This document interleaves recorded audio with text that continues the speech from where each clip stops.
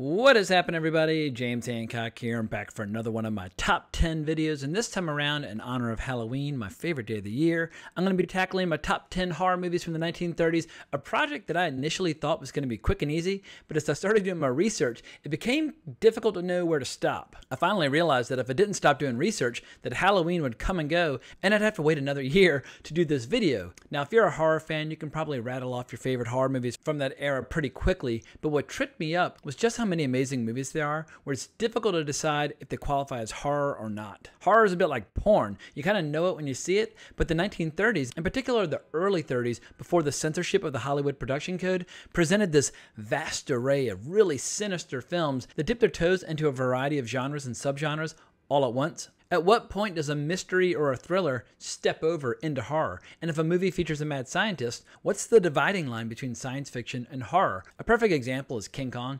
Is it an adventure movie, science fiction, a tragedy? The movie features numerous scenes with giant monsters either killing or eating people, and if you count it as horror, then it's certainly one of the best and deserves to be on any top 10 list. I think King Kong is one of the greatest feats of human imagination ever committed to film, but I'm still not 100% certain which category it belongs to. But this is all a long way of saying I have a list of honorable mentions that in my opinion is nearly as strong as my official top 10 list, and I'm going to do my best to do justice to all of them. On the other hand, a top 10 list loses all of its excitement and sense of urgency if you're not forced to make some hard choices. Inevitably, diehard horror fans aren't going to agree with all my choices, but I'm totally open to and welcome any and all alternative lists from my fellow enthusiasts if you think my personal list of favorites is way off base. So my interest in 1930s horror films goes way back to before I ever saw my first film from this period. In about first or second grade, I discovered a book in my school library that tackled a ton of horror classics from the 1920s through the 1950s, and much to my delight, it featured tons of grisly photographs. And this was my introduction to icons like Lon Chaney and Christopher Lee, and I kept coming back to that book and even had like a special hiding place for it, even though at the time I didn't know the first thing about the movies being discussed. But the author paid particularly close attention to the films of the 1930s and certain horror icons, which played a huge role in igniting my interest in those characters. But finally, at age 9, while staying with my grandparents, I had my first exposure to that world when I saw director James Whale's adaptation of Frankenstein from 1931. I wasn't scared, but I was riveted, in particular by the really theatrical introduction of the film, where the audience is warned about the macabre tale that they're about to watch. And then in college, my interest in old movies became a complete and total obsession, and ever since then, the films of pre-code Hollywood have always had a special allure. The movies are incredibly short and economical, usually around 70 minutes. They're almost completely uncompromising when it comes to subject matter, at least in comparison to the more wholesome films that would come a couple of years later during Hollywood's golden age. But most importantly for horror fans, these early 30s horror films, they introduced screams to the horror genre.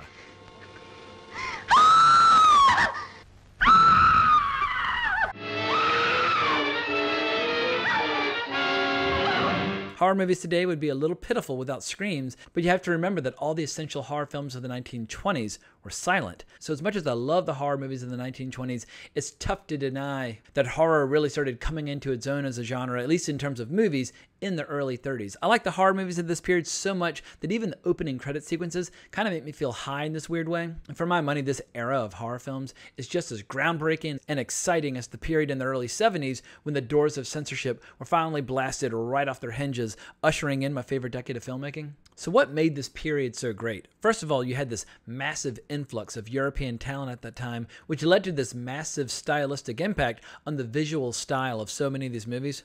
But more importantly, both in front of and behind the camera, we had so many legends returning to the genre again and again, perfecting their craft, cranking out one classic horror film after another. A perfect example is Karl Freund, who in Europe had already been the director of photography for legends like Fritz Lang and F.W. Murnau, and upon arriving in Hollywood was turned loose as the director of photography on Dracula and Murders in the Rue Morgue, before he finally ended up directing The Mummy and Mad Love. James Whale worked in the genre 4 times, directing Frankenstein, The Old Dark House, The Invisible Man, and Bride of Frankenstein. Michael Curtiz directed the 2-strip Technicolor thrillers Dr. X and Mystery of the Wax Museum, as well as The Walking Dead. And then we had American directors like horror giant Todd Browning, who had already made so many silent-era horror films like West of Zanzibar and The Unknown, but he gave us Dracula and Freaks and Mark of the Vampire. But just as important as the directors were the stars, and these stars were just absolutely fucking fantastic. You had Fay Wray becoming one of the all-time great scream queens, howling in terror throughout Dr. X, Mystery of the Wax Museum, The Most Dangerous Game, and King Kong. Charles Lawton appeared in The Old Dark House and Island of Lost Souls. Colin Clive appeared in 2 Frankenstein movies as well as Mad Love. And then, of course, we had the legendary Bela Lugosi and Boris Karloff, who worked together 8 times, although not always in the horror genre. But with Lugosi, we have Dracula, White Zombie, The Black Cat, Mark of the Vampire, The Raven, Island of Lost Souls, Murders in the Rue Morgue, Son of Frankenstein, and many more. And last, but certainly not least, Boris Karloff lent his signature persona to Frankenstein, The Old Dark House, The Mummy, Bride of Frankenstein, The Black Cat, The Raven, Son of Frankenstein, The Walking Dead. When it comes to A-list talent working in the horror genre, it's hard to think of a richer period. So let's stop fucking around and get to some of my honorable mentions as well as my official top 10. Some of these honorable mentions are amazing flicks that don't quite make the cut because they feel more like thrillers to me, but that is kind of an arbitrary distinction that's totally subjective, so feel free to disagree. But I strongly recommend Murders in the Rue Morgue, which is based on the story by Edgar Allan Poe, one of my favorite writers ever. The Black Cat, loosely based on yet another Edgar Allan Poe story, but essential viewing all the same, if only to see Lugosi and Karloff enjoying this epic brawl. You have The Raven, yet another Edgar Allan Poe adaptation, and there's White Zombie, considered by many to be the first official zombie movie, and 2 movies that I dearly love, but which I think fall slightly outside of the horror genre, but we have the brilliant 2-strip Technicolor films by Michael Curtiz, Dr. X, and Mystery of the Wax Museum. Some of the most stunningly beautiful films from this period that get my highest possible recommendation. The most unusual honorable mention I have, which I just saw for the first time, is Maniac, also known as Sex Maniac from 1934, an exploitation film shot for $5,000. It's one of those truly deranged movies that has to be seen to be believed. Forget about every vanilla, preconceived notion you have about the 1930s for this movie. It has nudity, bizarre workout sequences, girl fights, slack-jawed idiots, mad scientists, animal cruelty, Edgar Allan Poe ripoffs, and you get this whole package with just a 51-minute running time. I was very tempted to include it in my official top 10 just for its weirdness. And my last 2 honorable mentions might shock some people for not making my official top 10, but I have Dr. Jekyll and Mr. Hyde, which might surprise people with just how overtly sexual and sadistic it is, which in many sequences brilliantly employs a first-person camera perspective that a lot of gamers will appreciate. And my last honorable mention is The Mummy, a beloved classic, but this is further evidence of just how strong this decade was, where a classic universal monster movie starring a horror icon doesn't quite make the top 10 list. But playtime's over, let's do this. Number 10, Mad Love from 1935. This wild flick, directed by Carl Freund, is Peter Lorre's American debut and features this insane plot where Lorre's asked to save the hands of a concert pianist after his hands have been mutilated in a train wreck. And Lorre's character has the brilliant idea of surgically transplanting the hands of a knife thrower named Rollo, who was recently beheaded. And the hands are absolutely useless for music, but they retain their knife throwing skills and will to kill. That's science, baby. And Lorre increasingly goes to the dark side as it becomes one of the coolest looking villains in horror history when he impersonates Rollo, claiming that his head has been surgically reattached as well. And for die-hard cinema freaks, I should mention that legendary director of photography Greg Toland shot this only a few years before teaming up with Orson Welles to shoot Citizen Kane. In any event, the movie's amazing and deserves far more love and attention. But number 9, Bride of Frankenstein from 1935. Now, I'm the first to admit that Bride of Frankenstein might be a better movie overall than Frankenstein, but I'd argue that the first film is the better horror movie. What can't be denied, however, is that this is one of the greatest sequels in horror history. Director James Whale nearly put the whole band back together from the first film, with the added bonus of Elsa Lanchester playing both the bride as well as author Mary Shelley. And one of the coolest aspects of this flick is the recreation of the dark and stormy night when Mary Shelley first wrote the novel Frankenstein way back in 1818. But in spite of the tone of this film being lighter than the first film, I love its deranged sense of humor, and each time I see the film's climax, I'm left in a state of absolute glee. The Bride is justifiably a horror icon, and that will never change. But number 8, yet another icon, Dracula from 1931 from director Todd Browning. Easily the most overused word this entire video is going to be iconic, and I can't really resist overusing that word because it's tough to get more iconic than Bela Lugosi himself, who first played Dracula on the stage back in 1927 before he finally got to make this film a few years later. And the movie has so many classic scenes, but my favorites probably have to be the understated, eerie way we see the vampires waking up and starting their evening, or the epic confrontations on the stairwell at the film's climax. Quick side note, I just saw for the first time the Spanish language Dracula that was shot on the exact same sound stages. Lugosi's crew would shoot during the day, and then at night, Carlos Villarreal would chew the scenery as Conde Dracula. There is a case to be made that the Spanish language version is better on a technical level and does a better job of adapting Bram Stoker's novel. At a bare minimum, Pablo Alvarez Rubio, his crazed, unhinged performance as Renfield makes the movie required viewing. While we're on the subject of vampires, let's get into what is arguably the most artsy-fartsy movie on this list. Carl Theodor Dreyer's VAMPYR from 1932, which I have as number 7. Dreyer is probably the most famous director ever to come out of Denmark, whether you're talking masterpieces like The Passion of Joan of Arc or Ordet. But in 1932, he made what is easily the most dreamlike, mysterious horror film of this period. The film's jaw-dropping photography alone makes the movie essential viewing, but whether you're a die-hard horror fan or a classic cinema fan, you're going to be absolutely delighted by so many memorable sequences, from a vision of being buried alive to a villain slowly being choked to death by flour. If Criterion Collection is your bread and butter, this movie should definitely be your go-to this Halloween.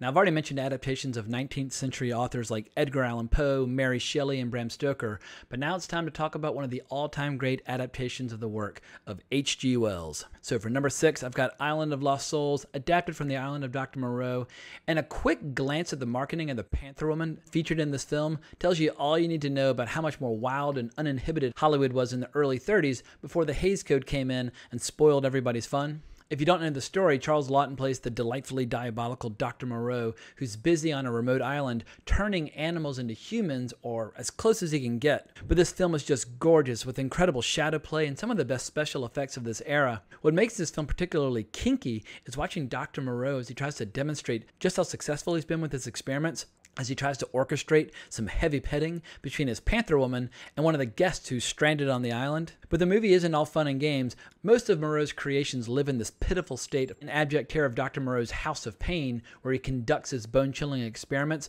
and it's just awful listening to his patients and experiments as they howl in agony. These are some of the darkest sequences in 1930s horror, inevitably leading to a revolt led by Bela Lugosi himself in a small but memorable role as one of Moreau's creations. I'd argue that the fate which awaits Dr. Moreau is almost as terrifying as the climax to Todd Browning's Freaks, and I think the Criterion Blu-ray would make an excellent addition to any horror freaks library. Alright, it's time to get serious with the top dogs on this list, and for my number 5, we have a movie that was considered blasphemous, demoralizing, unsuitable for children, all the things that I love.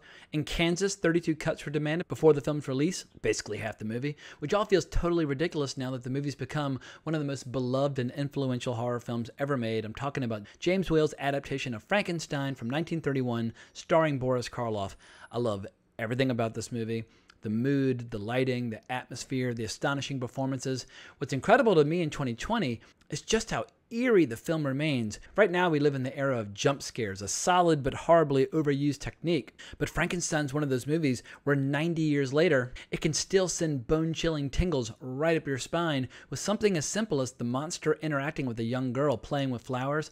Countless movies have been made from this story, but for my money, director James Whale's version remains the GOAT. And while I'm showering James Whale with praise, we might as well discuss yet another one of his movies, as well as the second H.G. Wells adaptation on this list, but I'm talking about The Invisible Man, which occupies my number 4 spot. Forget about all the groundbreaking special effects. What brings me back to this movie again and again is Claude Rains' voice. Step by step, we can hear it in his voice as Claude Rains goes stark raving mad, as he initially tries desperately to find a cure for the state that he's brought upon himself. Finally, he just gives into this affliction and decides that he wants nothing more than to start a reign of terror, leading to one of my all-time favorite scenes in the horror genre as he explains his elaborate plans to a former colleague. But just as powerful as his voice is Claude Rains' theatricality, the way he makes his classic entrance at the opening of the film, terrifying the locals. And even with his face all wrapped up, Claude Rains is able to communicate volumes with the simplest of gestures. It's just fucking amazing stuff. I have no way of knowing for sure, but of all the classic Universal monster movies,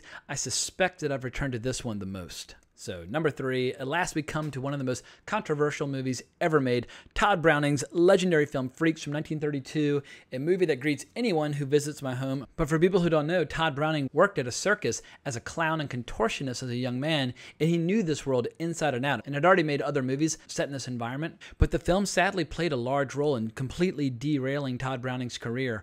Early test screenings of the film were disastrous, with people walking out of the film in protest. One woman even claimed it caused her to have a miscarriage. Heavy cuts were made on the film, but the film ended up a box office bomb. Britain even went so far as to ban the film for 30 years. Sadly, the original film no longer exists in its original form, but even in its current butchered form, the film is still one of a kind. Now, a lot of people push back on the idea that this is even a horror movie. Apart from its final 10 minutes or so, the movie doesn't really employ any familiar horror tropes. Plus, the film might be the most compassionate film ever made about people born with various disabilities. The monsters of this film are the quote-unquote normal people who try to take advantage of them. Well, payback is a bitch. The stars of this film finally get their revenge 1,000 times over, and while the scene where Hercules gets castrated and becomes a falsetto singer has sadly been lost forever, what remains is one of the most hardcore climaxes to any horror film from this era. Number 2. After a great deal of soul searching and talking to some fellow horror fanatics, I finally decided that King Kong deserves a place on this list, even if I'm not 100% positive that the movie's not better described as some sort of science fiction adventure story.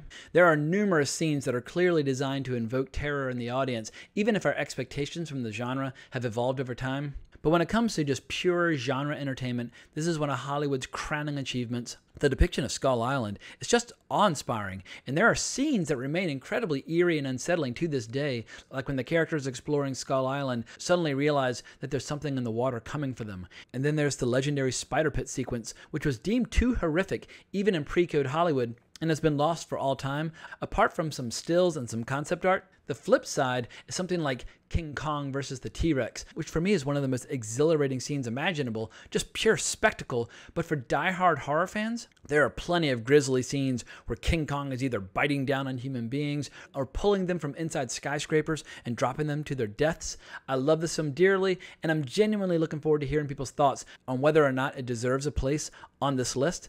But at last, my number 1 film, I'm going to go with the 4th horror film by director James Whale on this list. Clearly I dig his stuff, but I'm going with The Old Dark House from 1932. I got this little poster from the film proudly displayed on my wall, a poster for me which I rank among the all-time great movie posters. But more importantly, the story, it's just the perfect dark and stormy night movie, one that I'm tempted to watch anytime I hear the wind howling outside my window. The movie was out of circulation and thought to be lost for decades, but thankfully it's been restored and made readily available. But what I love is how the premise, it's so simple but perfectly executed. Due to a storm, several people seek shelter in an old dark house, a house where a crazy old family lives. But what makes this movie so memorable is how over the course of the night, the trapped guests continue to discover increasingly deranged members of the family scattered throughout the house, tucked away in their little hidden rooms. The cast is first rate with Boris Karloff, Gloria Stewart, Melvin Douglas, and the great Charles Laughton. I don't expect all horror fans to share my view of this movie. It's not as big and bold as some of the other films on this list, and there's no official classic creature for folks to enjoy, although Karloff gives the part of the mute brute Morgan his all.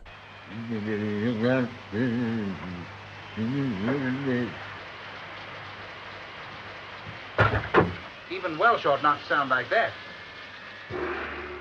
But there's something about this movie that appeals directly to my tastes and sensibilities, and it never fails to fill me with macabre delight each time I revisit it. At any rate, that's my list. Hope you enjoyed my little Halloween feature for this channel. If you're looking for something more contemporary or something more erotic, you can check out my top 10 erotic horror movies list, which I'll link in the video notes below. But I can't thank you enough for watching the video. I really appreciate it. I hope everyone has an amazing Halloween evening, but more importantly, as always, onwards and upwards.